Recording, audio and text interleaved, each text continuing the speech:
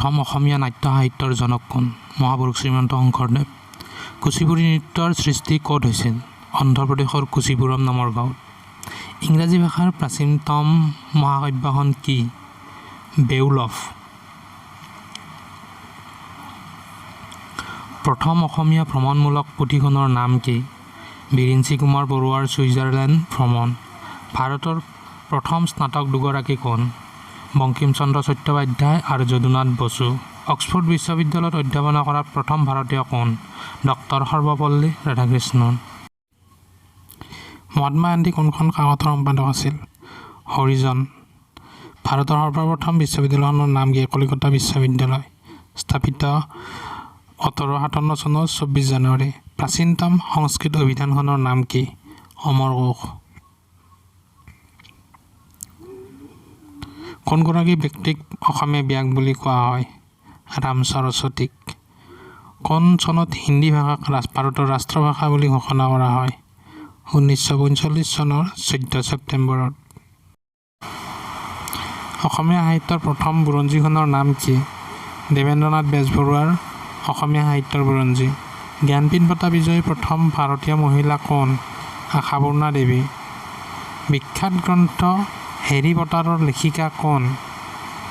J.K. Rowling. ইণ্টাৰনেটত পঢ়িব পৰা প্ৰথম অসমীয়া উপন্যাসখন কি? ডক্টৰ যতীন নিপুণৰ মিক্সিজিলি। চামেলি মেমচাহাব গ্ৰন্থখনৰ লেখক কোন? নিৰোধ চৌধুৰী। শ্বাৰ্লক হোমছৰ ৰচক কোন? Arthur Conan Doyle. গৌতম বুদ্ধৰ জন্ম কেতিয়া হৈছিল? খ্ৰীষ্টপূৰ্ব 563। আমেৰিকা যুক্তৰাষ্ট্ৰৰ প্ৰথম ৰাষ্ট্ৰপতিগৰাকী কোন আছিল? George Washington. ফৰাচী বিপ্লৱৰ সূচনা কেতিয়া হয়? 1789 চনত। পেন্সিল প্ৰথম ক'ত কেতিয়া তৈয়াৰ হৈছিল? 1565 চনত ইংলেণ্ডত। তাজপাতৰ প্ৰথম আৱিষ্কাৰ ক'ত কেতিয়া হৈছিল? 1120 খ্ৰীষ্টাব্দত চীনত। ভাৰতীয় সংবিধানৰ পিতৃস্বৰূপ ব্যক্তিজন কোন? ডক্টৰ ভীমৰাও আম্বেদকাৰ। ভাৰতীয় সংবিধানখন কেতিয়া প্ৰথমে গ্ৰহণ কৰা হয়? 1949 চনৰ 26 নৱেম্বৰত। কোনখন দেশৰ অধিবাসীক ডাচ বোলা হয়? নেদাৰলেণ্ডৰ। মেকমোহন ৰেখা কি? ভাৰত আৰু চীনৰ মাজত থকা আন্তঃৰাষ্ট্ৰীয় সীমাৰেখা। ভাৰত আৰু পাকিস্তানৰ মাজৰ সীমাৰেখাৰ নাম কি? Red cliff. বিশ্বৰ উচ্চতম মালভূমি কি? পামিৰ মালভূমি।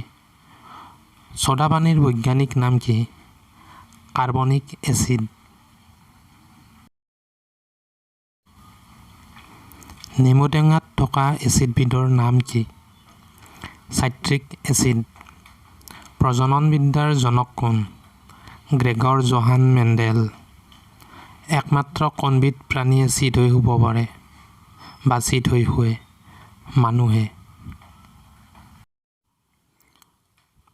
ভিডিঅ'টো শেষলৈ চোৱাৰ বাবে ধন্যবাদ।